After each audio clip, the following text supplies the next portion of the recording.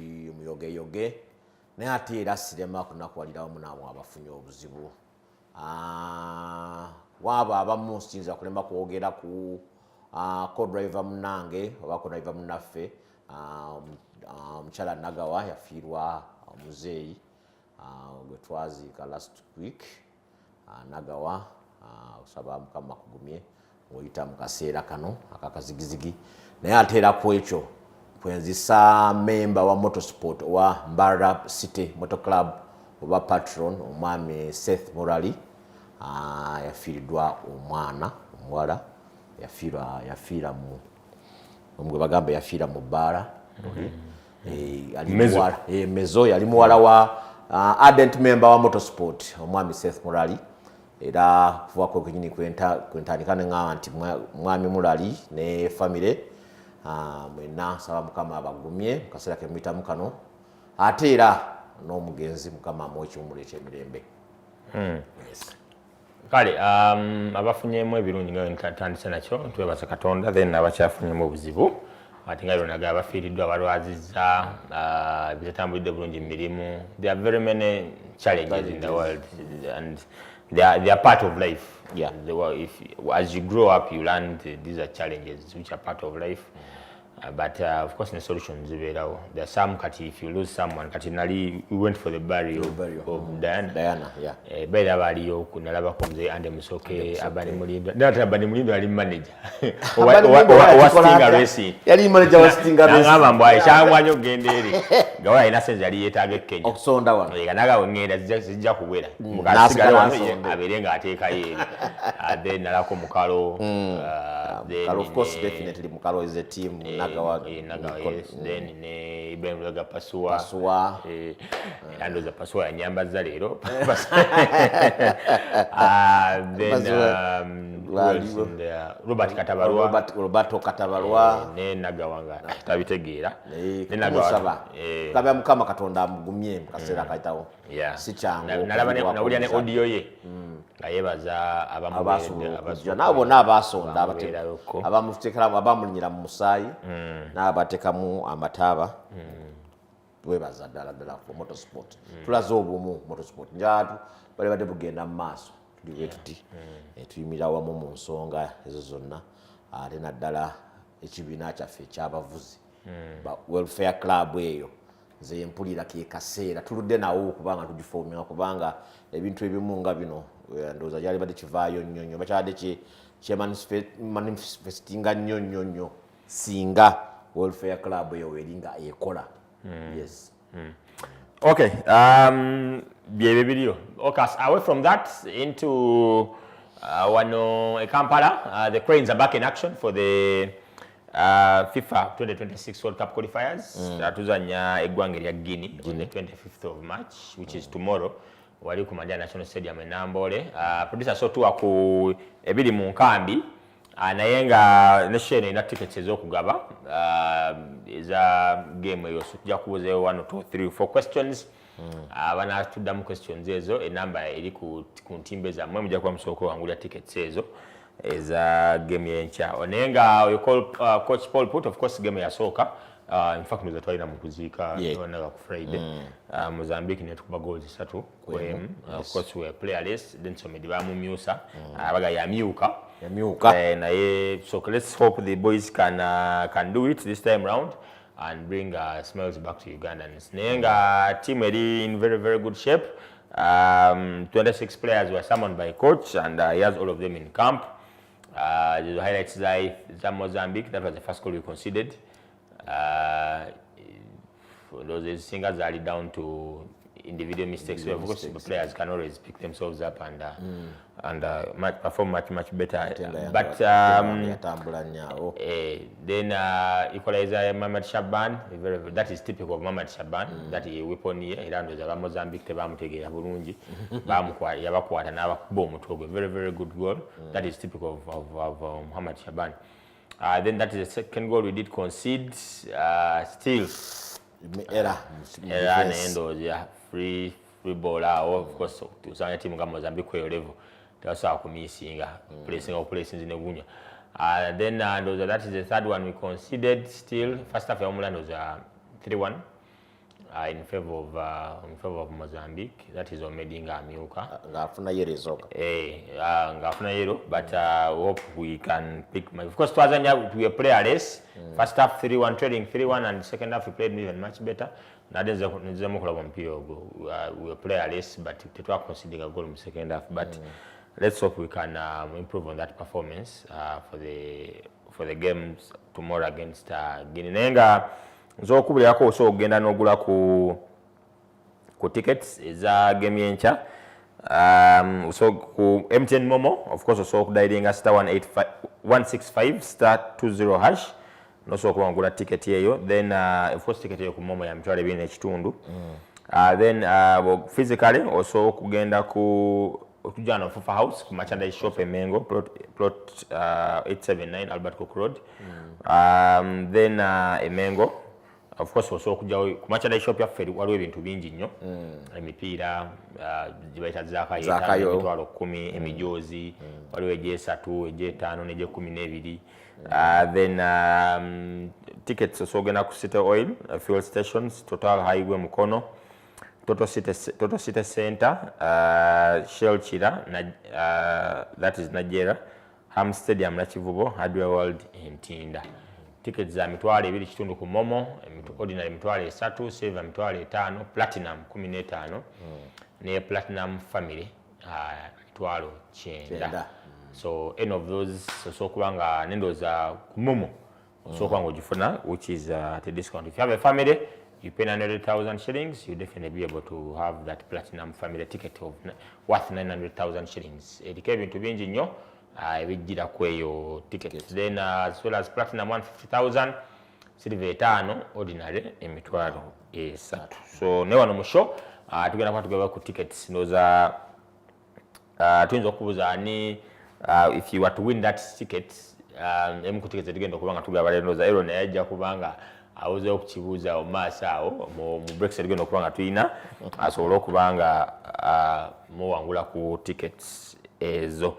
Kale, away from that, but of course the game ejja kuba live Fufa TV as well, ne ku 102.1 Fafama at 7 PM anabatasobodde genda Nambole so okubanga game ejja ku Fufa TV yafuna rights ezo okubanga elaga games eza Cranes eza World Cup qualifiers. Selling points, producers tudizamo Fufa merchandise shop Emengo, MTN Momo, dial star 165 star 20 hash, City Oil fuel stations, Total Highway Mukono, Total City Center, Shell Chira Nigeria, Ham Stadium Nachivubo, Hardware World Ntinda. Also kubanga okufuna tickets ezili physical ku mitwalo 3, 5, 15 n'emitwalo 9. Let's get behind the boys as we try to beat Guinea. Of course Guinea ye game yali ya coach Paul Puti yasooka bamu appointing abantu kuba 2-1 ndakula tuzanya Somalia netumukuba 1-0.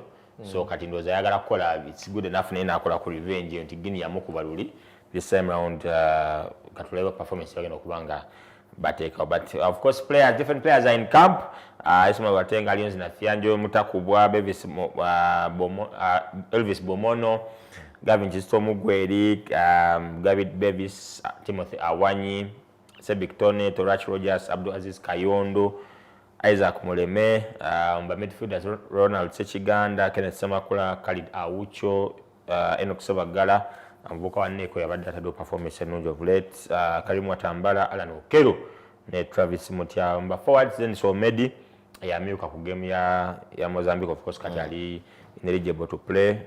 Then of course part of the players who were summoned initially kati kuliko Kim Chiwanuka, Jude Semugabi, Roger Smarto, Steven Dese Mukwala, Muhammad Shabani yakuba goli ngatukuba Mozambique Mozambique yakuba 3-1 yatufunia that equalizer. Then Calvin Kabuye and Patrick John Kakande. Coach Paul Put yali in charge of that team. Kale, away from that into the sport itself, Aaron, a lot has transpired over the weekend in terms of sports. To our day in terms of rally, in terms of motorsport, Kenya hosting the WRC. much talk about the promoter okuba nti contract agenda kulyongera because it's ending next year 2026.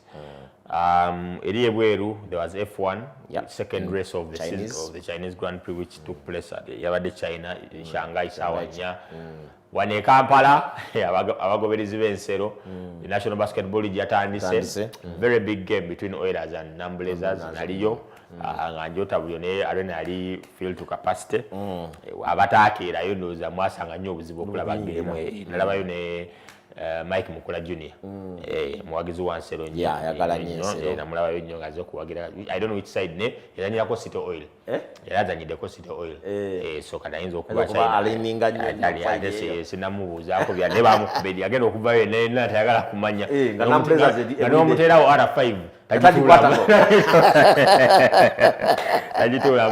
okay but we kick it off with the F1 babadde Shanghai China but a lot of talking points of course Ferrari but had a very good performance but they ended up being disqualified reasonings is different for different reasons but the performance of McLaren should catch the eyes of very many. Yeah, definitely. Why? Because, okay, before even the race itself, there was a sprint race. The sprint race, which was a very good performance from Hamilton, getting that pole. A very good performance from him winning it as well. But it was the early first sprint race winner Hamilton. Yeah. Those are sprint races, sprint wins in Nyingi. Teams is among the drivers abaliwo. Is Max Verstappen, 11 of them. So in the other day, Hamilton, Paul, at the same time, Najuanga. So I thought I had a feeling that maybe he can. Then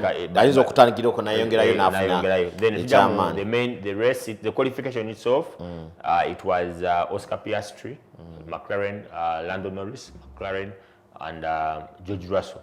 Mercedes. Ida was 1 2 Paul. 1 2 3. That is how even it finished. Yeah. But I watched that race 57 laps, not much. Tewabadde wonnyo kyamanyi okubona twalinze point ya McLaren bakole decision nga tulowooza basobola ogamba Piastri nti backing off for this baleke Lando Norris atwale naye weda Lando complaining ati ali nnyo mu dust ye nti tamuwa alinga namu ati ayangweko so naye asobola okupesinga because race yagenza okugwa nga muba 9 seconds between him and Piastri between him and Lando kati the way I see McLaren doing this their thing is like abagenda they are letting these guys race then maybe wanalabanga waliwo alwali favorite then nga bale wata then okujja kate ku Ferrari chenalabye nti bagambye Hamilton to back out nange for Leclerc because any reasons baziwadde this guy was much quicker in all aspects. In all aspects. That is Lewis Hamilton producer batwadde nga awangu that's after winning the sprint race. But Leclerc was much quicker than Lewis racing where they tambula so ne balaba nti there was a need to let him abayinza okujukira ku kino emokutwa ezabadde disqualified for technical non-compliance yabadde car number 16 oba car number 16 ya Charles Leclerc. Weight of car 16 was below the minimum weight required. The reason gye bawadde lwaki Leclerc bamudisqualifyinze. Then car number 10 ya Pierre Gasly, weight of car 10 was also below the minimum weight required. Then car number 44 Lewis Hamilton, thickness of the plank assembly was below the permitted minimum thickness. That was the reason given for disqualification. So those three lost their positions ngawe babadde bamaze and of course baba gaining positions kubanga ndoza babadde Leclerc yabadde amalize 4th. Tikida bwavaawo Verstappen takes over the 4th position and then before that decision Yaba stewards there was only one driver who had retired. That was Alonso. In fact, by the way, the last 2 races, it's Alonso was even he retired in Melbourne. He had as well retired in China. So but of course because of that definitely that means retirement eyo egatiddwa ku 3 more drivers yes in Pierre Gasly Leclerc ne Lewis Hamilton naba Ferrari bafulumiza statement nga bagamba nti there was a statement they issued nga bagamba nti that means the issue bakkiriza the penalty and they are not balaga nti tebakigenderedde ekimu reasoning yabadde kyabadde bagezaako kutegeera nti kati like the reduction in weight bakitadde ku reasoning ya statement ya Ferrari yawadde following the fear post race clearing both our cars were found not to conform to the regulations for different reasons. Car number 16 was found to be underweight by 1 kilogram and car number 44 rearward skid wear was found to be 0.5 millimeter below the limit. Charles was on a one-stop strategy today and this meant his tire wear was very high, causing the car to be underweight. With regard to the Lewis skid wear, we misjudged the consumption by small margin. There was no intention to gain any advantage. We will learn from what happened today and make sure we don't make the same mistakes again. Clearly, it's not the way we wanted to end our Chinese Grand Prix weekend, neither for ourselves nor for our fans whose support for us is unwavering. That was a statement by Ferrari. So those are reasons baziteekamu naye ze ndowooza nga ate zitali conclusive. Ferrari at this young age you previously some seasons back they were complaining about emotoka yawe yali nekirala you look at the strictness here by 0.5 bana amanyi waliwo amanyi millimeter kyekiri by 0.5 of a millimeter. We go in for a short commercial break. We pick it up from there.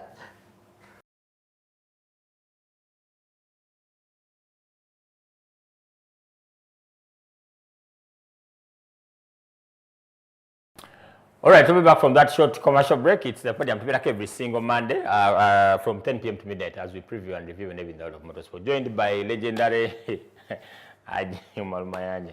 Erondoza gwalina ogamba haja awuze kubatuuliza n'abatulaba. Ngenda kuwulya ensonga lwaki. Bw'oganda nga omuzindalo ngujjayo. Ajibuuza kulala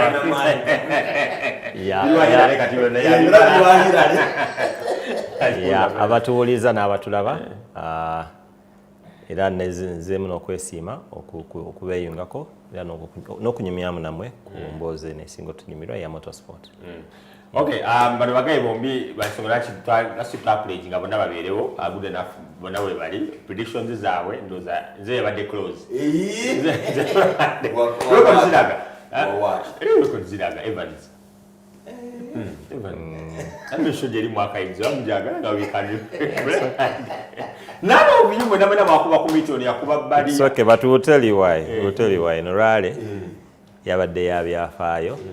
Era nze nja kufa nga njirojja. No wonder kyafayo. Yes. Norale omusajja we'll go into it. We'll go into it. All right, but you can earlier to agament so kwangula ku tickets eza Uganda Cranes game yenche ya Guinea so tuwezo bako WhatsApp ko 0742057493 number eri ku screen yamwe 0742 057493 so tuwezo bako WhatsApp. We have different questions. Those are questions so kubabuza so tubulira ku game yaffe twazanya Guinea mu World Cup qualifiers ani yatebera Uganda goal. We don't start game 2-1 but twaga tuwulire ani yatebera Uganda goal. So tuweza message yo ku 0742 057493 number yo ku screen query and soko tu answer ntufu abaye bangulidde ticket wo chimancha wano ku Fufa House Fufa Complex Emengo. Tukizibwa kuodda mibuzo. Gwe wali obalingizayo ddamu ansi. Okay, producer nga tugenda kwa mukyala na mwami. So we have 4 tickets to give away.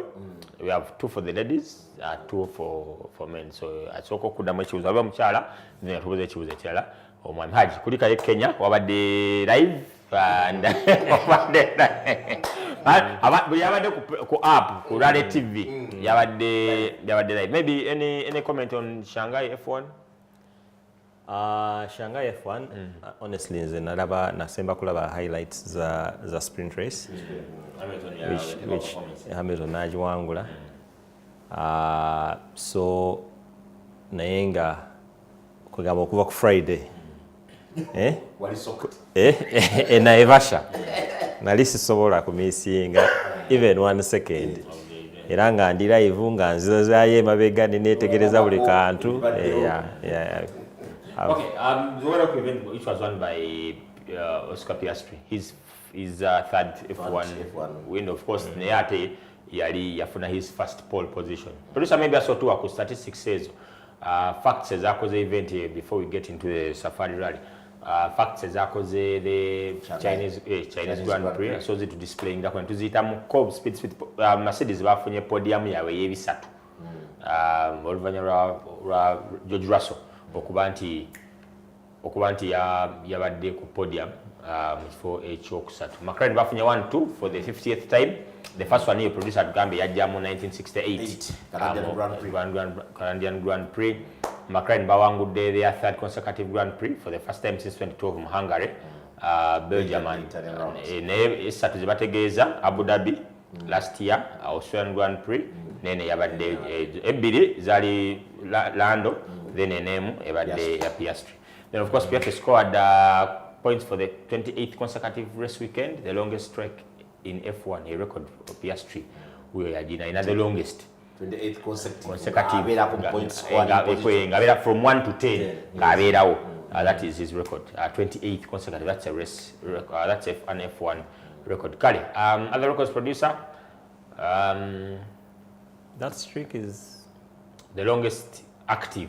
The longest active streak in F1. I hope it's not the record, the world, because I don't think I've seen a Hamilton. Okubanti is scoring for the 28 consecutive times, I believe. Those are race weekends. Yes. Okay. But you check. Check. Then teammate Lando Norris finished second in Shanghai for the second consecutive season. Okay. Even last year. Yeah. Then why Mercedes yankuteke ni podium ya bisatu. That's a milestone by the way. Then Norris now leads the Drivers' Championship by 8 points over Max Verstappen. Red Bull's Max Verstappen. P3 for Russell, yes, scored Mercedes 300th podium finish as an F1 constructor. That's a milestone by the podium bisatu.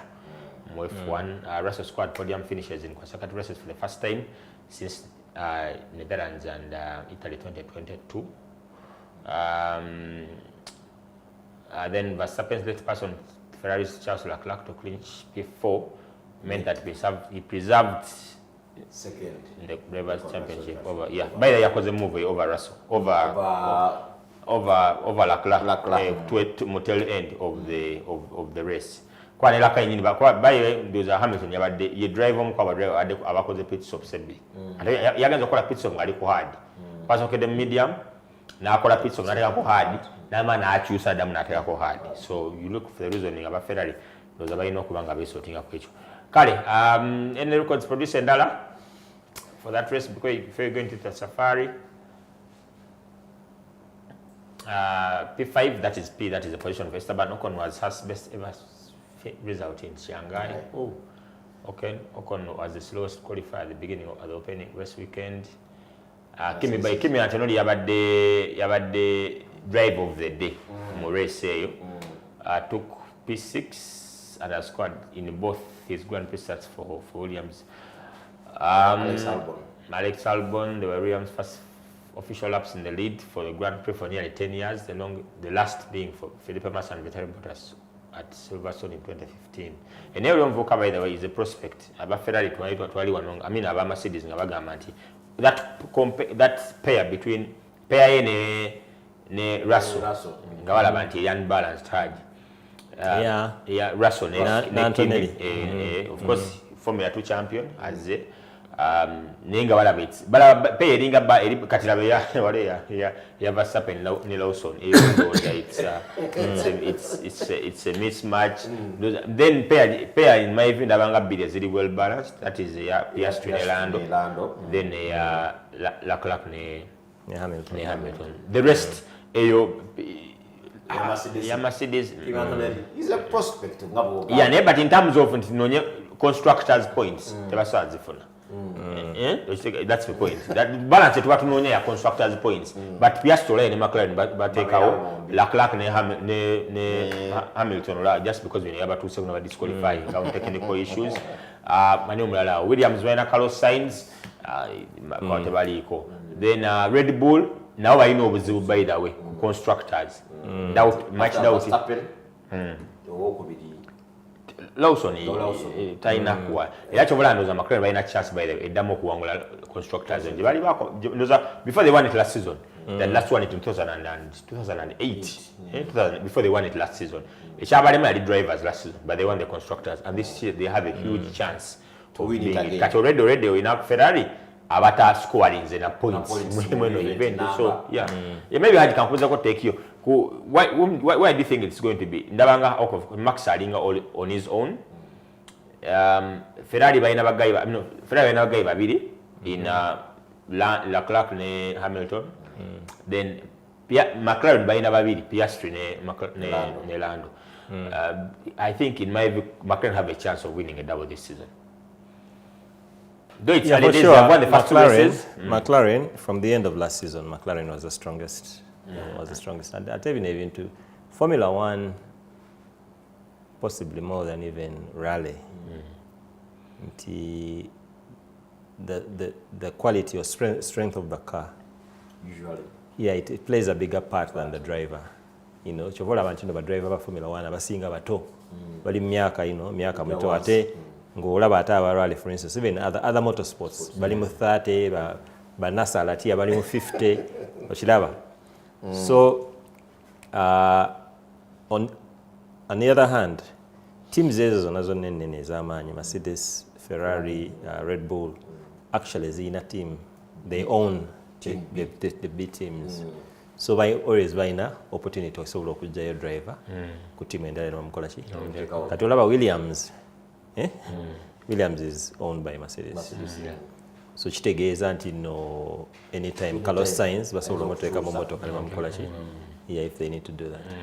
As long as kati nga olaba Red Bull baina Sinoda ali awo ne Hadja ali awo keso kati kiri eri go take on the performance yes in fact obo jukira Russell yali tanaba kujja mu Mercedes. Yavuga two races I think. What season was that? 2021 season.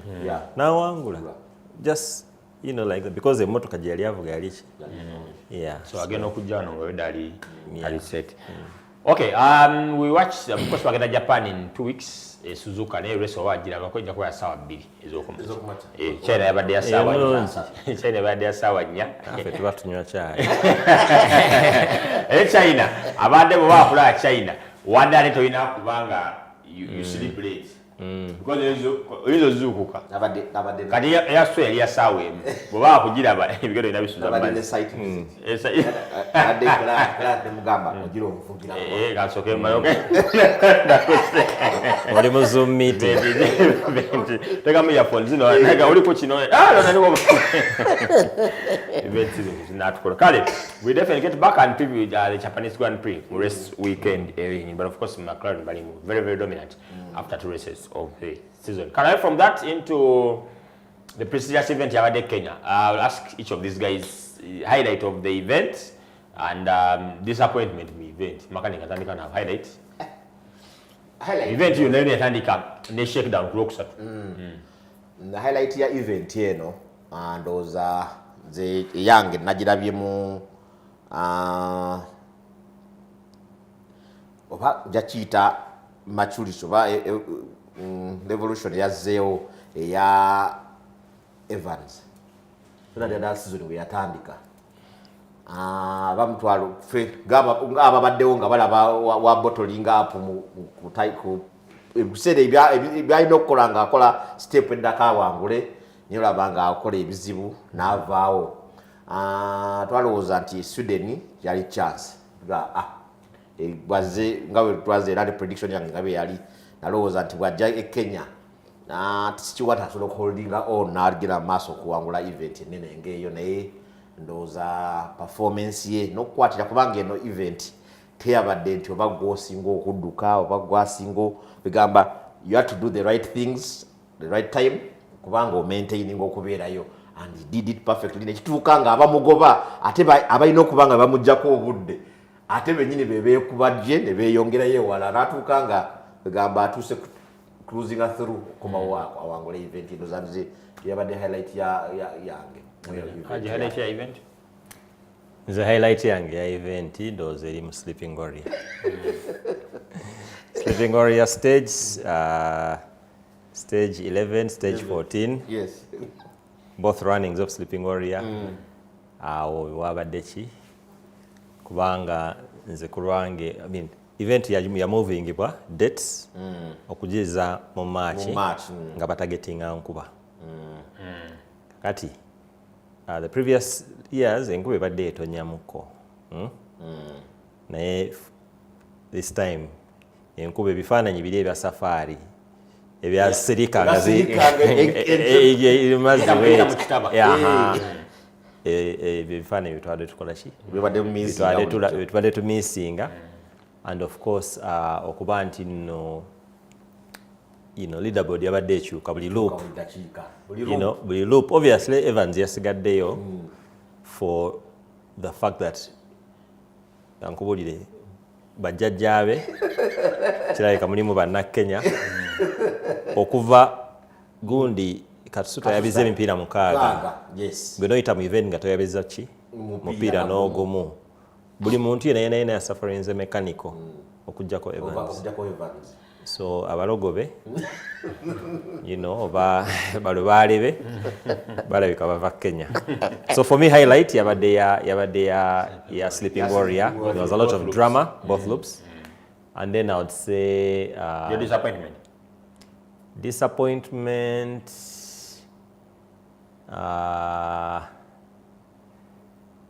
Personally I would say nti ekintu kya stage ya fesh Camp Moran ekintu ekyo kyampisaamu bubi kubanga nalaba nti nno Oliver Solberg we getting stuck Oliver Solberg emotoka yali esobola okuyita mu fesh yali ya WRC era yasembayo ndowooza Evans yasemba okuyitawo before Solberg yayitawo mu bugubi naye olw'amaanyi g'emmotoka n'akola ki n'agenda naye tewali mmotoka yali esobola kukola ki kuyitawaawo after that. So for me ku side yaba organizing no officials badde mpa wano example nti singa gwali mu gganga gwe gusaze would that stage continue ng'emmotoka ezze nenywa amazzi nekola ki negiyibiriramu would they say nti abalala namwe mujje munywa amazzi mukole ki muyitewo oba you said you would have been cancelled. Yeah, I would think the stage at some point bali badde bagisalako ne bagamba nti abasigadde tugenda ba national time mukole eki mugende. Yeah. Disappointment? Yeah, any laws in the rally, it may not necessarily be a disappointment. Actually, yeah, if I may just clarify. So basically, ngojeko Zaldivar, Solans, ne Greensmith, and whatever. Literally, everybody else. Okay, let's say all the Kenyan drivers and African and Ugandan drivers, but never again. I'm Sparali. Yeah, Ragundi of that one spot. Yes. yange ejja kuba mu Toyota lolo ya Katsuta mu power stage nali manyi at least power stage Katsuta yali asobola okuteekawo performance yali alaze nti was really quick mu stages manyi ate kumacha yali yabaze okutwala Hell's Gate eyo macha so yeah so I thought we would be putting up a good performance at least points ez'ettaano azigatte wali eri kuzira dafunye overall naye teyasobola n'arollinga ate worst of all noka nebange eruzinze gearbox tasobola nakumalirako ddala event yonna. Okay, producer, so tuwa ku times tugende mu shakedown where it started on Wednesday, where we had the shakedown. So tuwa ku times, of course, Chatuwa Kade put up a very good performance in shakedown. Something which he has done before, by the way, no surprises. Yeah, results the shakedown. That stage was 5.16 kilometers. Kade of Ampera. His best time was 4:34. Then at Thierry 4:36. Tanak 4:36.4. Thierry net Tanak no the way microseconds is sat. Then 4 more. 36.7. Yeah. 36.7. Nabakola 4:36. 4:36. Then Takamoto Katsuta 4:38. Then it was basing on that time. Shakedown gauge okola runs never find your best time. By this, someone, of course, Hyundai is because a statement called wafuna 2-3 ne 4 then Toyota never find 5. Evans Eluam some eventually in our rally.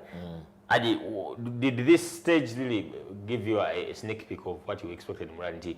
Maybe the Toyota can again get dominant. Yeah, for sure. Although the length, because this was Sleeping Warrior, shakedown. Sleeping Warrior ultimately bajivugire dakiika ozabadde 18 past 1 19 ekintu bwe kityo. Yes. So really this is about a quarter of the what? Of the entire stage. So okuba nti no let's say kale about the second biri it's not quite representative of, ate era nga bwe walabye nti no for instance Takamoto Katsuta yabakuba 50 seconds munene nyini Sleeping Warrior nene erimu enkuba, you know. So for me the shakedown it was more kebera setups abekulaba nti ziri perfect. All right, we're going for a short commercial break. When we get back, we dig deep into the event. That was the shakedown, which was on Wednesday. Stage Sleeping Warrior previously from 2021 to last year to the 24, calling Lodi. That is where the stage was. Name 2023 is where Takamoto Katsuta Moka Jireka in that rate.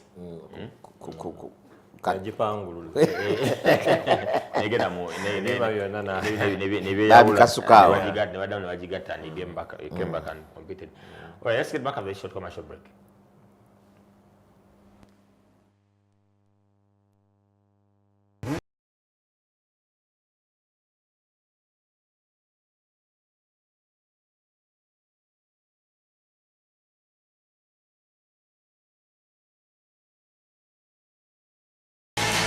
All right, coming back from that short commercial break, it's the Podium Together every single Monday from 10 p.m. to midnight, where we preview and review even the world of motorsport. In Aaron Samba, co-driver, Consta Racing. Niajo Mamanya Aji, Consta,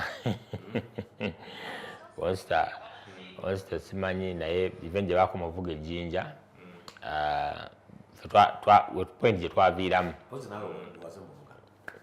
Twadde tuvuga fotokoto naye aji nizo testify nga sibanyonga abantu record stage ya Rugongo oyinza okunonya times speed za munana zali etambula tetwagifuluma Rugongo E40 naye engeri mwalimu obusatta adubita busatta obupya naye tambula bulungi nyimba so stage yawangwa baye stage ya Rugongo yawangulwa Joshua Muwanguzi emirundi ebiri obusatta bwe baleetera obuzibu abangira bako wanyiseemu bawe engine mumpa obusatta naye butuulamu mumute nina njiina enkadde Kale, prior to that break, twebashiza mu shakedown, but we have we have another full hour to go. Aaron, talking to Kushoto, producer saw two times the first stage on, of course, which was the first stage on Kasarani. Yes. Yeah, not so much changed, maybe from what has been running. So what else whatever they this year. Reverse. Yeah. No, not only have the reverse, but also the length. The length. But twice. Twice. Previously, you could only do it once. Yeah, still, based on those times, Elfin Evans, that stage was 4.7 kilometers. Evans 3.09, Thierry 3:10, difference of 1.5 seconds. Karirova Mpera 3:10. Same time. But those difference here ne Thierry ne Kari yali muki because they had the same times microseconds. Because nze nalaba ku Kasarani waliwo pado z'amazzi and some drivers chose okuzisikatinga baziyitira ddala ebbali bati but they were really slowing down. And then some drivers actually bateeka omupiira gumu mu mazzi. Yes. And he was faster. Yes. Yateeka omupiira mu mazzi yali much quicker than yasala ogugira ebbali. Waliwo ekkoona bwe yadojinganga you had to slow so much oleme genda ku banka ate era wali waseerera.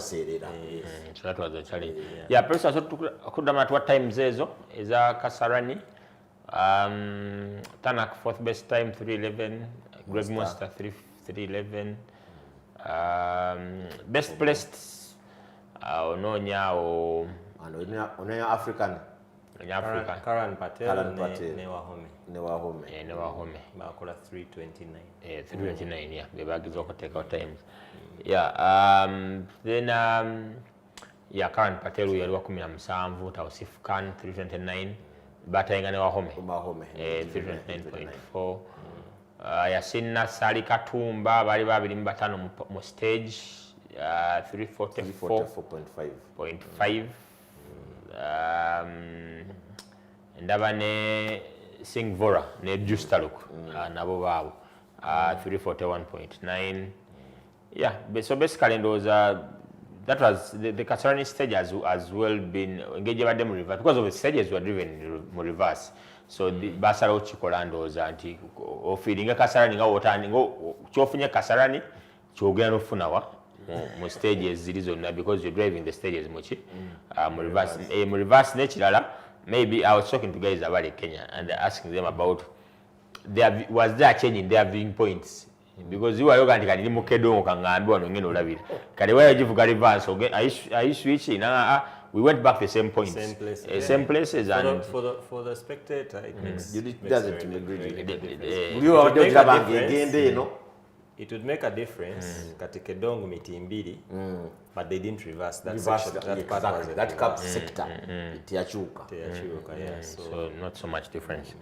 Okay, then that was Kasarani. Then nebagenda mu stage ya Mzabibu, which was the difference from 2020 and 2024 this year. Until Mala Kasarani and this time round there was a change. Kasarani. So you in options, which options does one have? Watch Kasarani umule or Tola Kasarani gena ku Mzabibu. Or you could watch two. Could you watch two? Okulaba ebbiri. Kulaba Mzabibu. Yes. That was the best option. The cost you're getting Nairobi. No kudda. I think in one. Kilometers okuva Naivasha. You could actually see the highway. The highway eri kugonde. Ate nekirala ndowooza n'okulimiting that movement of people. It was one of limiting them because either olaba eri n'ogumira jaamu oyo oba n'olaba wano. Kibati oba wali posting oli okusa helicopter okulaba Kasarani n'obuuka n'odda enola. So that stage was 8.27 kilometers, won by Oitanak 641, Takamoto Kaswa 642, Greg Monster 643. Nendo was then side wali kufati wali overall after that stage. It was 9 minutes. That means it was Tanak, Katsuta, Greg Monster, Karirova Mpera. Overnight leaders, yes. After the one, Tanak. And I got a feeling maybe this is his time to to shine in. That's too early. I read here. Why in Lydia 2.4 seconds to Takamoto.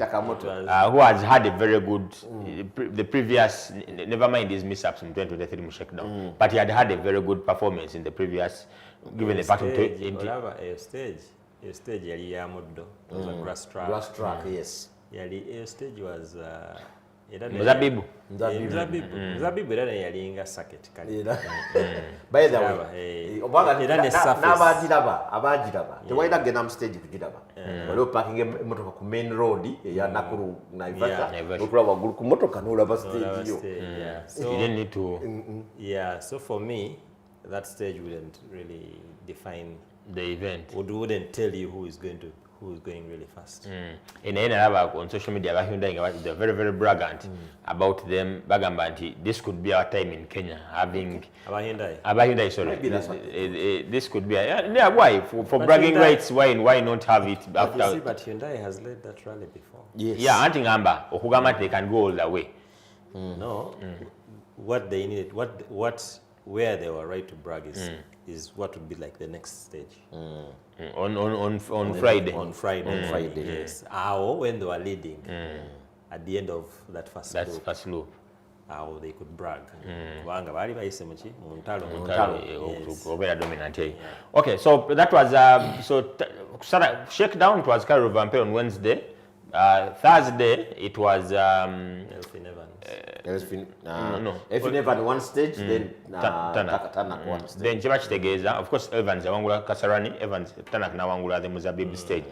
But overall, it was Tanak in the lead, then Takamoto Kasuta Muchokubi.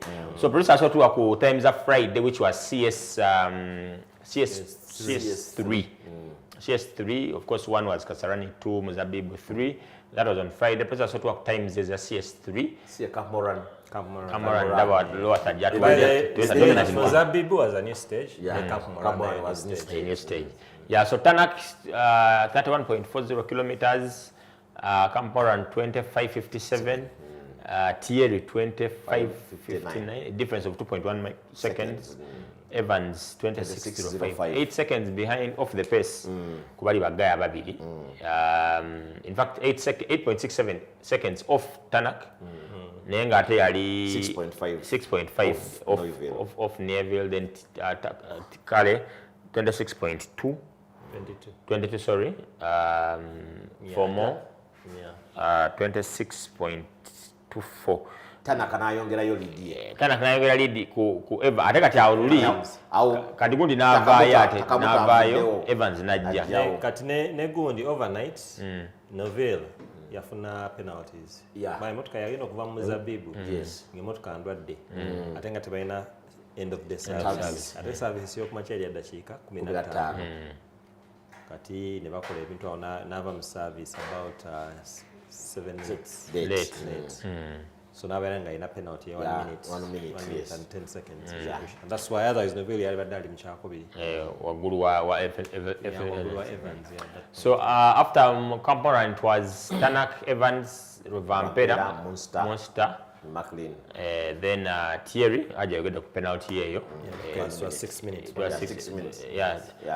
That's a minute. A minute. Then Olivier Solberg. Naingira wow. Very dominant by the way. Mu class yeno was na ku deteriorating olo Cameron tenaba kufa nnyo first pass yali okay naye ate era jjukira ti stage eno Sami Payari ya scooping amayinja ne gakuba endabirwamu ye neyabika then Katsuta ena puncture mpira gitandika tayagalira ddala hanku. So stage 4 CS4 President Sodok times at CS4 look had never had Hyundai come second and third respectively because of their good performance. Tanak net Thierry. Stage 4 value that has been before. Tanak 14.29, Thierry 14.31. Ngaju yayogeddeko dominance ya Hyundai. Evans 14.33, 32. Naye ng'olaba naye imagine sinene 2.3 2.3 behind Tanak, 0.8 behind Thierry. Louisville. Naye kati wano ate lead ye ku Thierry, I mean lead ye ku Tanaka ate neeyongera. Because zali 13 kanefuka 15.4 kale najja 45.4. I think those are after that stage. It was either Tanak or Evans, because Kale yali mabeganya 45 seconds behind bali bagayi. Kale had a spin. In stage. Ate we are spinning. Awali wafunda nnyo. Gatasobola kuvaawo mangu. Ngatasobola bidabya okula handbrake okyuke nno. Nokola yalinga 7.5 n'amalawo nga an extra 10 seconds, and that's why. So he had the fifth best time, 17.7 seconds behind. Behind Tanak. So ngate he was 14.3 behind Adrian Foremost. So after that stage, Tanak era kyakulembedde rally eyo. Alemeddeyo 15.4 seconds. Nenga ndoza it was set nti kijja kuba either Tanak oba Evans. Bano bagaya abalala bonna abaali baddako. Imagine yali nene nnyo kati nga Evan nga okakinga up 45 seconds kwa bagay. Mbozi ngoli alina Safari rally. They want 2 minutes in. Anali kakati. Ado ina kusaba. Safari rally. I would say okutandika ogamba nti no. This safe. Relax. Ngoine dakiika ezi. Kubanga ekintu puncture bwet. Puncture giveeko. Ojja bwoti n'otuka bwoti mu koona, akakoona akali tight, akali blind. Ng'emmotoka ekulekeddewo ejjinja erisinga omupiira gw'obunene. Kakati lyekooneko game over. Yes, so Safari yo. So that was CS4, but also to CS5. Geothermal nga bagikola the first. Of course, that loop had 3 stages. 4 stages. It had 4 stages, yes. It had Camp Moran, Loldia, Geothermal, and Kedong. So 4 stages done twice. Okay, producer so to CS5, which was geothermal. That times Zionendo's maybe that was the first stage win for Karel Vampera when the event, having won the shakedown before. But stages that was his first stage win. And for Toyota, Toyota so the second for Toyota, Evans Kasarani. So 703, 13.18 kilometers. This is the cleanest stage. Straightforward. You know, smooth. You know, tell him Mokeka. Of course, it's one of the stages that them reverse for this event. Reverse. Geothermal. The way it was. Exactly the way it was last year. The way it was last year, yes. The way it was. Okay, maybe for clarity, of the stages, which stages were done in reverse? Elementator, Soisambu, Sleeping Warrior. Sleeping Warrior, half of it reverse, half of it. So the rest is just, and then Campmore had stage in Pia. Then good in Esigalam. Hell's Gate. Finally, FF yalinga on the right, kuno bakoze on the left. Negundi ne Oserengo, I think Chuiro Lodge. Okay, but producer Damak work times CS5 is a geothermal. Kale 703, Thierry 704, Tanak 704. Difference is that for seconds between Thierry and Tanak. Takamoto 706. Adrian Foremost 706. Naye no kulida board lead ya Thierry yabadde 15.4 nga bajjaawo. Neyongerako nefuka 19.3. Tanak, sorry. Over stage time Evans is 5 seconds slower than Tanak. 4 seconds slower than Tanak. Yes. 708 atona ina 704. Was Gatali Gena ku 19. So 19.3 kale yazao 44.5.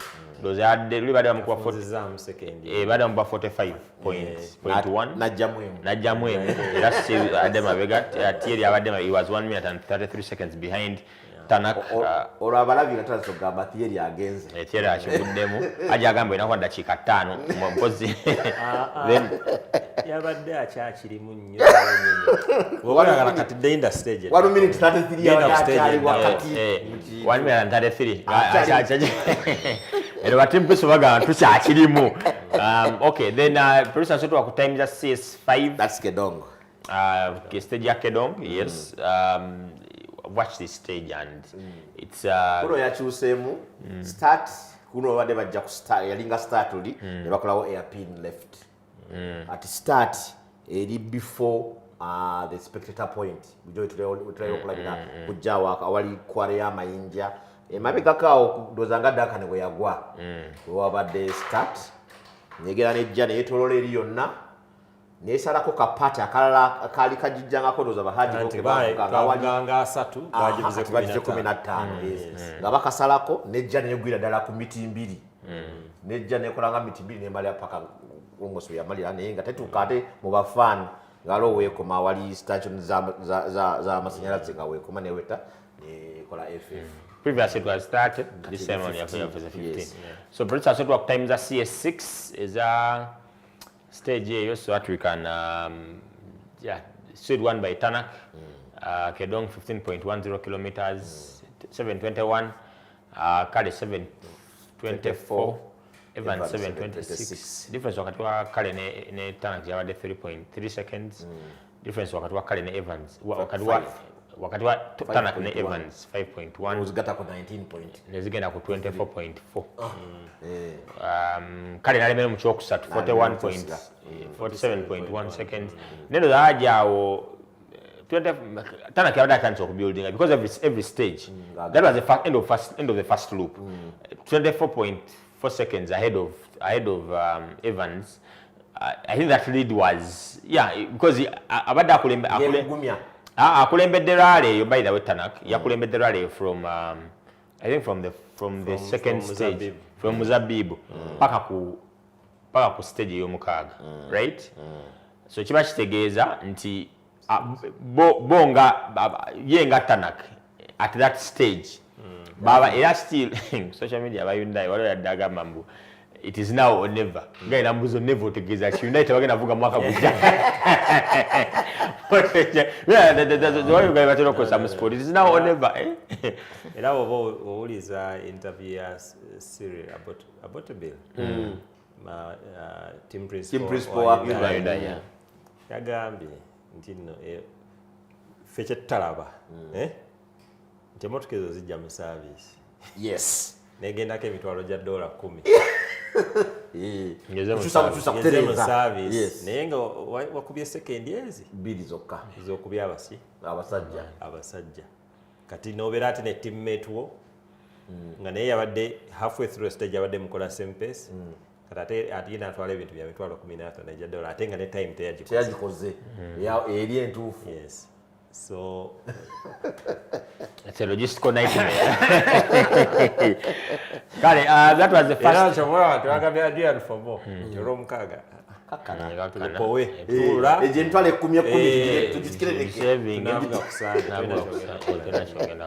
it was the right move by them. Abamba criticizes them, but at the end of the day, okay. But sort of times that was after the first move. Yeah, Katunda Yomu Camp Moran 2. Camp Moran 2. I sort of times CS7. Camp Moran 2, 25.56. Thierry stage winning associate. Murale yonna 22.4 seconds ahead of Tanak. Aji, what really happened in this stage to these other guys? Your stage. Kakati ekisookerwako ddala kyekyokuba nti nno wano Tanak yabadde atandise okufuna ekizibu kiri ekya drive shaft.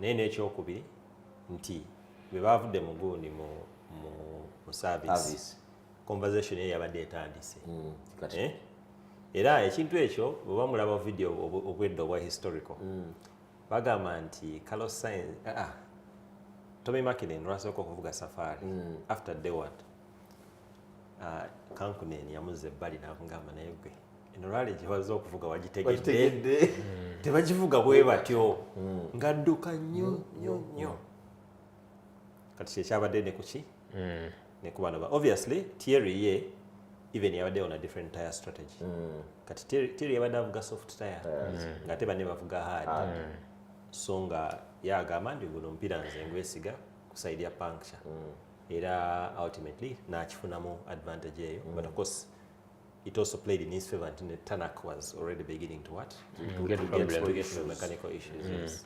22.4 seconds.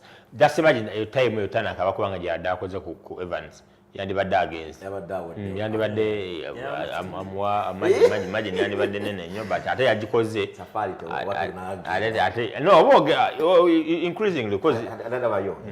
Lwaki ugamba watu n'agenda. Stage emu yoka repeat of Camp Moran akujjeko seconds abiri mu video.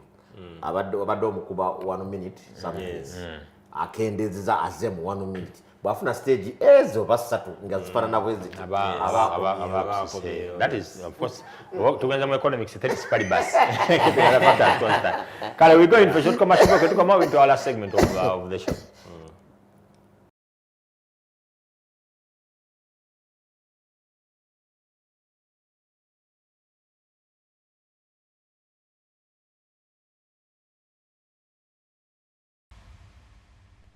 All right, we'll be back from that short commercial break. It's the Podium back every single Monday from 10 p.m. to midnight where we preview and review and in the world of motorsport. The under 17, bagana kubera bali Morocco isawe no for the AFCON qualifiers. African Cup of Nations, so qualifiers by the African Cup of Nations. Gana kubera Morocco. Nenga the top 10 teams bagana qualifying for the World Cup again kubera Qatar. Morocco gana hosting AFCON under 17 for the next. Of course, this year for 5 years consecutively. Nekatege hosting World Cup under 17 for 5 years consecutively. You could Arsene Wenger bali techo nti mulimu abana bamisinga atafuna chance kusamba ku tournaments ez'amaanyi. Space kane bagamba nti katika wero tournament ya under 17 buli mwaka. So Uganda yawangula zono twaqualifying through the zone twakuba no Tanzania.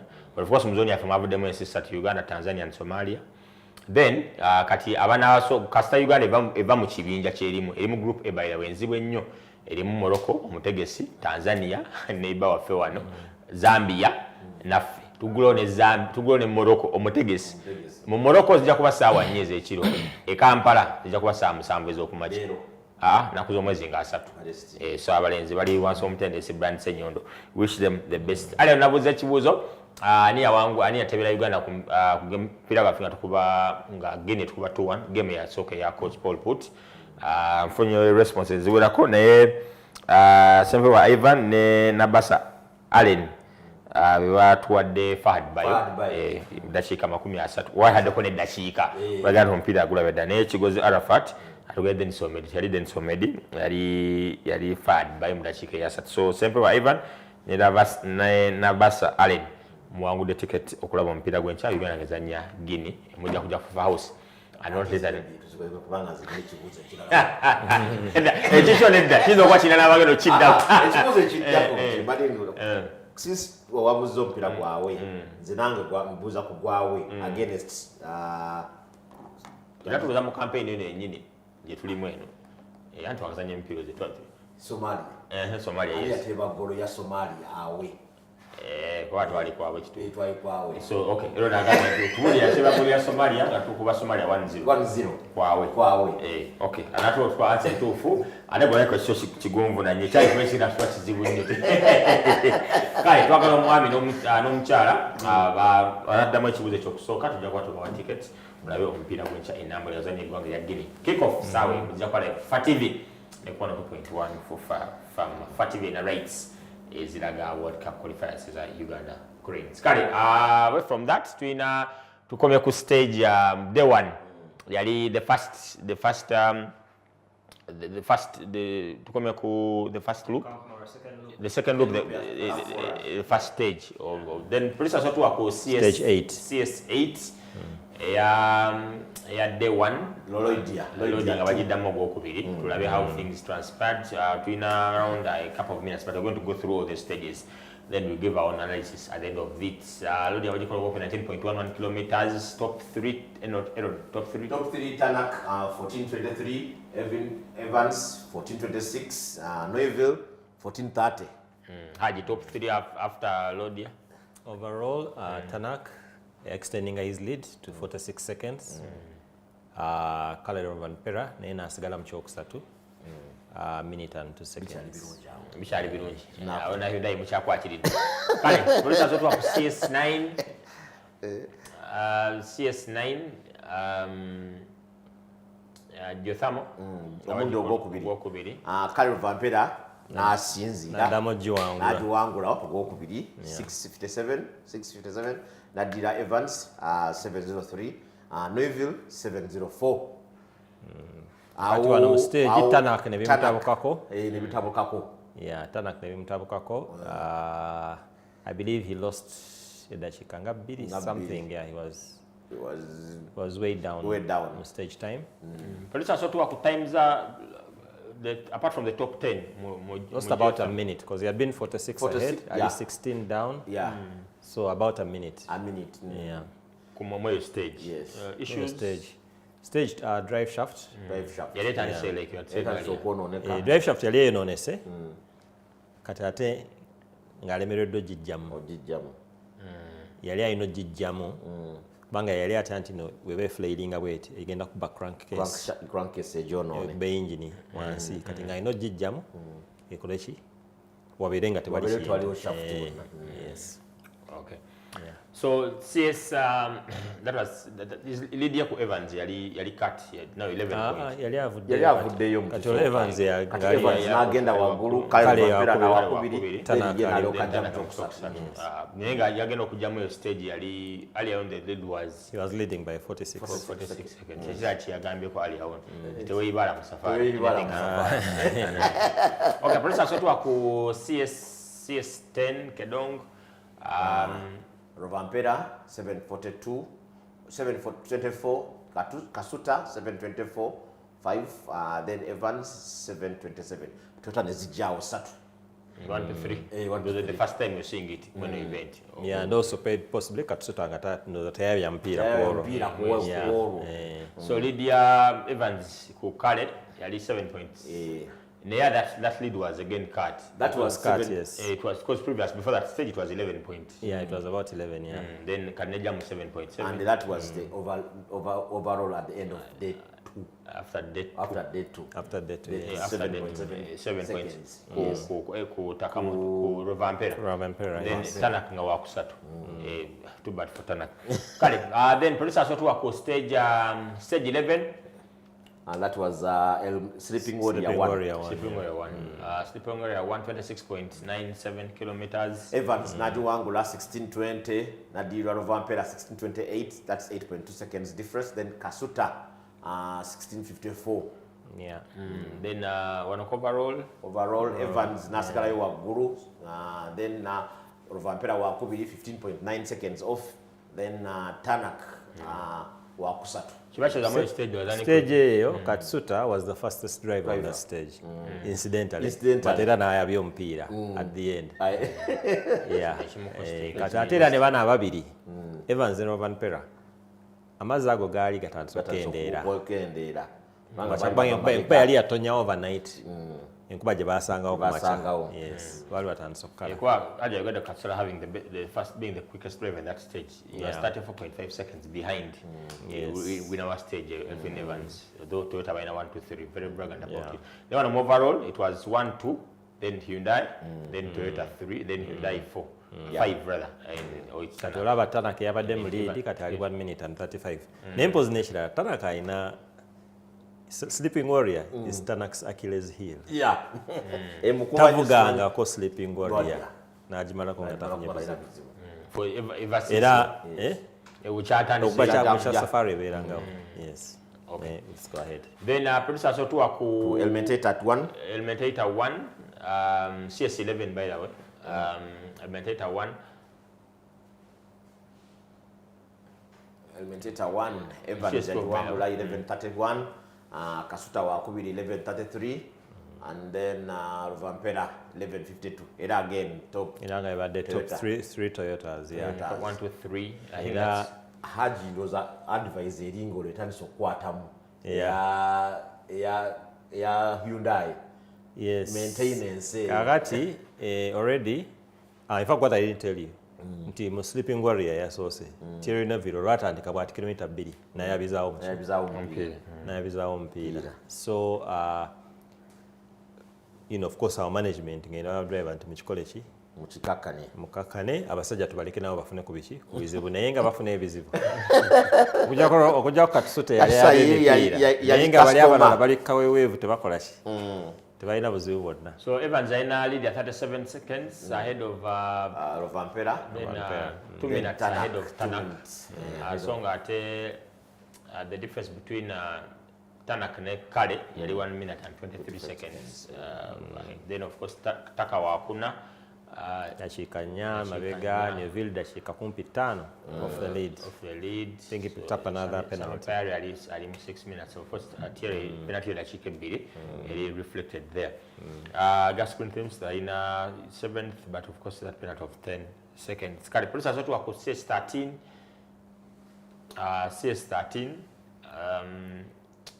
that was Soisambu one wajikola kusooka naye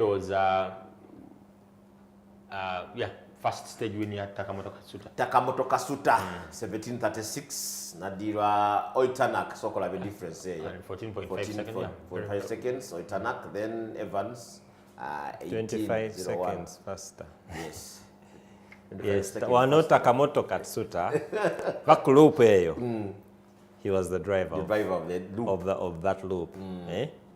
Yateekawo embeera ate awamu n'ebizu byonna byali afuna naye n'alaga nti no pace yali waggulu nnyo. So lead ya Evans ku Kale yali yongera to 1 minute and 32 seconds. So nga lead ku Tanak yali 1 minute and 49 seconds, almost clocking 2 minutes. So nga lead ku Takamoto Katsuta yali 3 minutes and 37 seconds. Had time for Takamoto kubanga solo kubanga akomawo nnyo. Okay, CS14 that was had time. Actually at that point in time 3 minutes under producer ayinza otwongere, but at that point in time Toyota yali egamba tulina 1-2 we don't need the third driver, yes. So we can afford that third car to attack Tanak. So the instruction was Katsuta Jayo Tanak. Bali ababiri already bali over maintaining twagala olombe Hyundai yakole ki make man comfortable muri suronging twembe fune 1 to 3 ngaze bali bakoze very good strategy for them and the team principal kola bulungi ne tugamba calling ya Latvia yali mu administration si wali stuff yati ya Latvia yali wali mu administration si wali I don't know. Aja akube aja azizi sawa naye bizo gena ofera gaba ne mutu yali mu administration nejabiza kompa mbyogere. Okay, for instance, to ako CS14 that was the well by them. Repeat ya so Sleeping Warrior 2. Yes, Takamoto Katsuta winning his second stage of the rally muzibu basajja bafuluma service ngekuba tenatonya olidde. In fact some of them bali batadde hard tires mu maaso bagenda okuparkinga yo bati wali ku stage start babagamba ne wala bifaananyi bya Sederidis ali mu stage nga wala wiper ziri weziti ne bapapaawo ne batandika okukyusa ebipiira. Yes. So again Katsuta olaba difference to Rovampera 15 seconds to Evans 27, then Rovampera 1838, then Evans 1850. Difference ya Katsuta ne Evans 27 seconds. Wow. Kati olaba afunziza Taka. Afunziza kati Taka nze Tanak namulaba mu kitaba wali nga basiimuula ne Chris Mick yamulaba. Yalaba ng'okiraba ku TV ng'olaba ko driver asiimula wati nikyo ky'okusoma personal singali mu kusiimula ndabirwamu. Kati him ne Neuville bombi ne bagamba nti no bakyusa emipiira. There are some of the crews abakyusa emipiira ng'enkuba etonnya. Kati they left the doors open gundi yingira muno nekolako nekibatabukako era baletse gundi eno self-stick yes. naye badde kugamba nti from my highlight of this rally Sleeping Warrior kakati ade bagamba ali nti waliwo omuganda wange yampeeza kavidiyo abasajja nga badduka nnyo mu GFM nagamba abasajja in fact Unisan yavaayo e Naivasha ku Lwokuna teyasula yagamba bino tuli ku birala nnyo bye tuvuga e Uganda byali abasajja baali badduka nnyo ne bamutama kanzire ki kanzire ekyaddola naye nalayo abasajja mu Sleeping Warrior nga bateevuunya nga bali ku kaspeedi kaffe kali akaliro kaffe akafa kasoboka ng'omanya nti kati awo black cotton soil African ettaka lya Africa likoze eki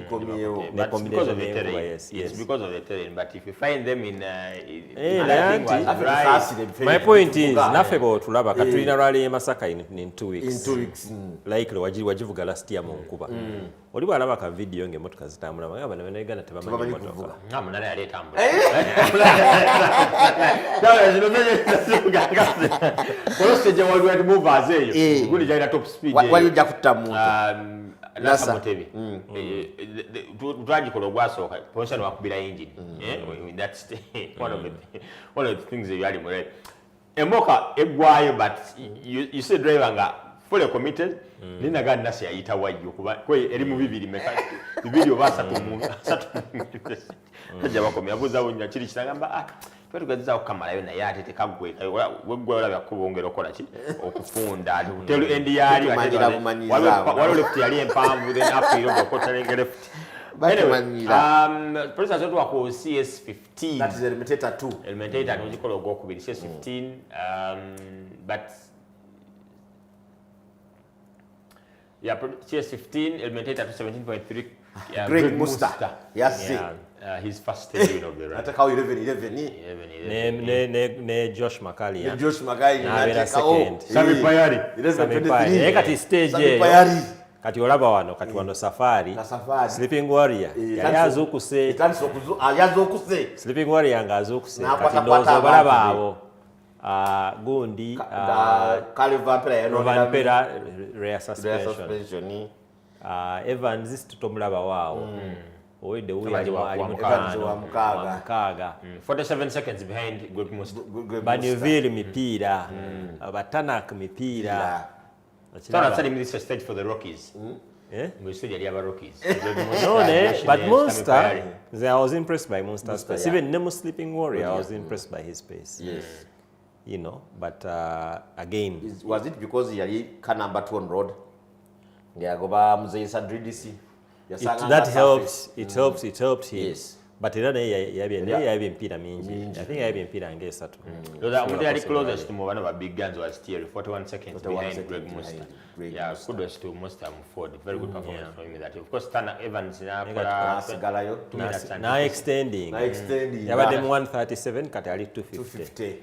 I'm not commanding he didn't even win that stage. Takamota ali 340. Atsuka yambusa avudde mu kyokuna ali mu kyakusatu. Yes. Van Pera ate avudde abadde mu kyakubiri ali mu kyakuna. Okay, producer so wako CS16 that is Soisambu 2. Soisambu 2 CS16 yo stage nayo yanyumira. Banga nalaba entulege nga zigoba Evans. Kazagala muli awo. Zali zigenda muli mesarali. Ne wano Lydia Tanaka ku stage win ya Tanaka 22.1 seconds ahead of Thierry. That margin is also big. Yes. Nayo nene. Yali nene. Anti kati jola shamu yabako nokufunza ku time ne Evans. Wali yali 250 kati ali mu 157. Stage yo manyi 53 seconds. Stage yagenda ku end. Kuba bwetonnya. Kagundi akali committed bid ezali sembayo. Bali bakalimera kabayisamu tractor ne batanyiga. That point was getting worse and worse and worse. By so the pass. No, Bano, Evans, of course, Van Pera had his issues. Suspension here,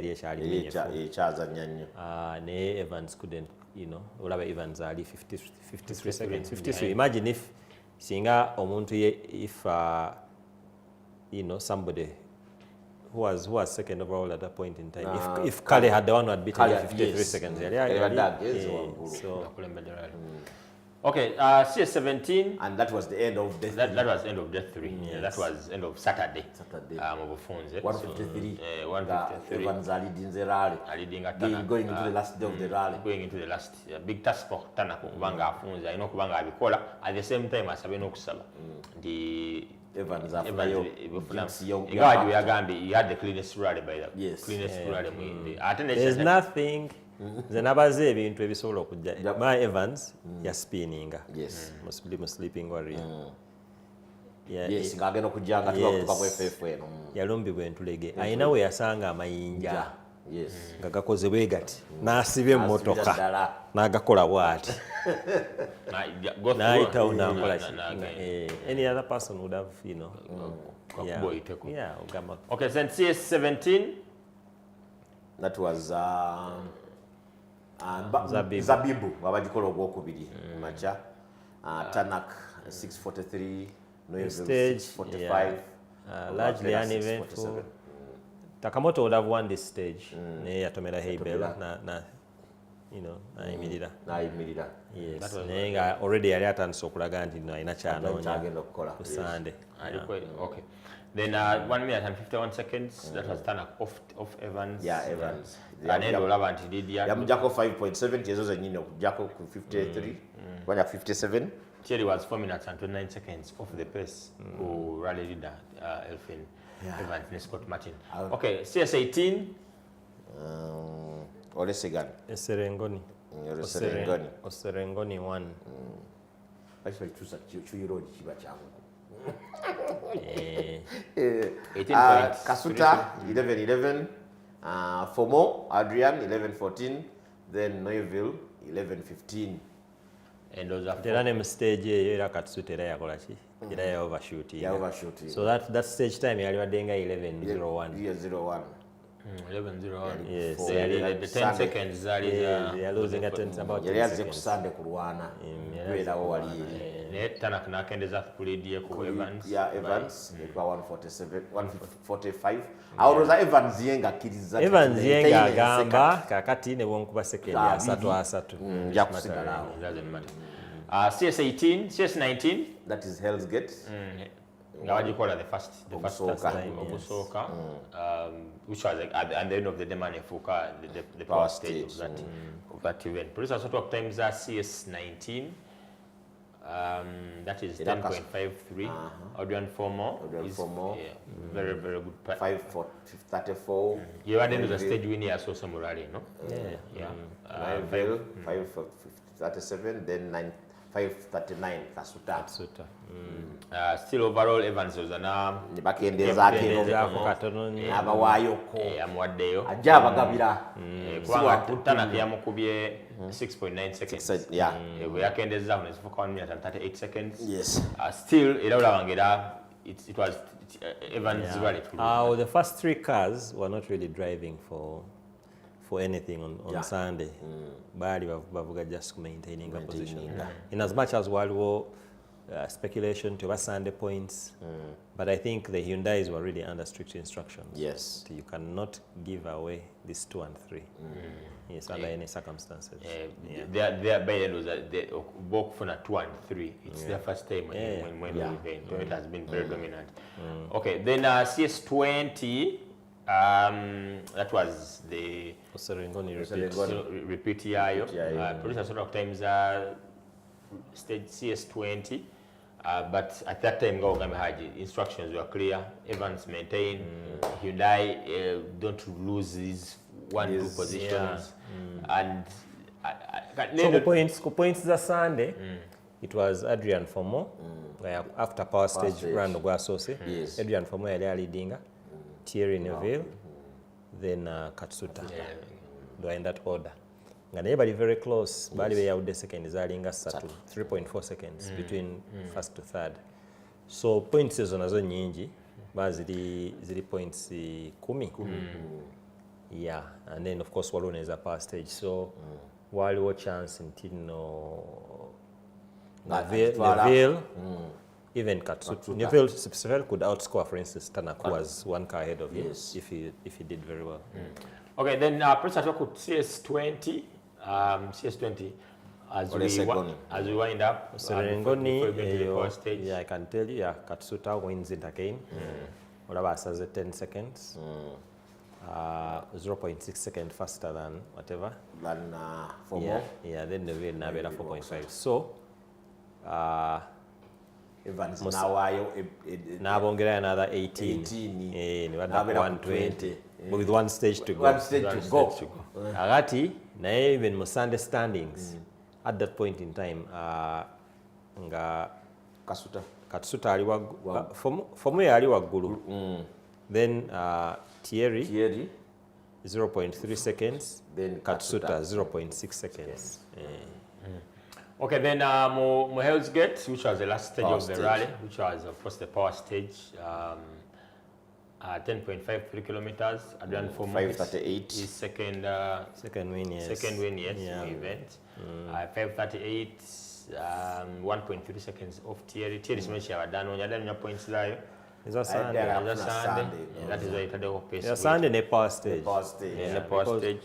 Then Tanak 4.9 seconds behind Adrian Fomo. Then overall, you can't worry much get wow. Katsuta. When Evans okumanya data ina chaya had 15.4 seconds behind. So yongedde by 15. Yes. So Katsuta yali baddaawo. Kasuta. Naye Aaron ekigo kyamuletedde ebizibu byamaanyi nnyo n'atasobola kudda kubeerawo and nerala eno ekomera ddala awo. So overall, Evans 4 hours 20 minutes and 3 seconds, 0.8 microseconds.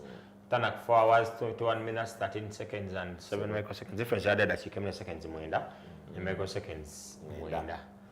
Thierry 4 hours 23 minutes 35 seconds, 3 minutes and 32 seconds behind the eventual winner. Evans 2 minutes 22 seconds behind Tanak. Sami Paya, good performance from him by the way. Very, very impressed by Sami's performance. I think more rally Toyota scoring manufacturers. Not Toyota scoring manufacturers, but of course drivers are scoring. Greg Musta as well. The national one thing to note as this was Toyota winning the Safari Rally for the 5th year in a row. Since 2021. Yes. It was also Toyota Gazoo Racing World Rally Team's 100th rally. Rally away H10. Which Mercedes was a podium ebisatu. They winning 100 rally and then they win it as well. And of course, Latvala abadde on leave. Yali yavuga European Rally Championship, historical. So Yuha Kankunen, who is I think a 4-time Safari Rally winner, was in charge of the Toyota team. So it was a very special moment for the Toyota team. Yes. There was even a campaign in Kenya. Bamule to Kubanga school and it was good driving shoulders with. We're going to elect him go away. Omukulu ali nagamba mpereze ebikwasa yageza tuka wonga yavuddewo ni bakufuna kifananyi kya nade zira Kampala ekyayo nade zira Kampala cha mwebi kale that's all we've had. Next week tujafuna ndoza by Uganda tetogenda ko Uganda nzi competed in that event, but we'll talk about them next week. Bali mu ka fatigue bachali bako then the next week ajja kwaka with them. We'll have them on the show, but with that experience Timothy Gawaya in ekifananyi China ne Oitanak yanganze jakuda Kampala mga mukulu watapulanga yaffe China ne Oitanak nagamba kino kyo it is more than enough. Yes, inasa kubeera ku podium of ARC. That is also a very, very good performance. Mosoti Karan Patel, the closest person to Barwana for his championship. Then Mildred Chibuka, the one to drive category by the way. Timothy Kimoni.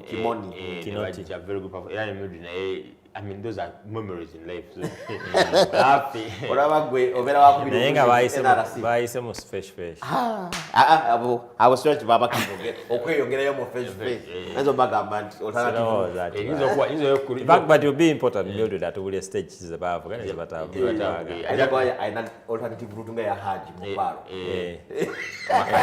jiro tijangu kutadoba naye waloko drive home event yemu last year yasula mu kyakubiti najjako amasimu kuwoteeki yali asuze n'acheckinga out okuddako essimu ng'ali lukaya ng'agamba nze ekyokubiri kimala kyaddewala bamusomera etteeka baraso akyusako driver mu mido ya laale n'akyuka naddeyo mu laale n'amaliriza nga wakubiri osobola muteeba alabika yali avuga Evo 8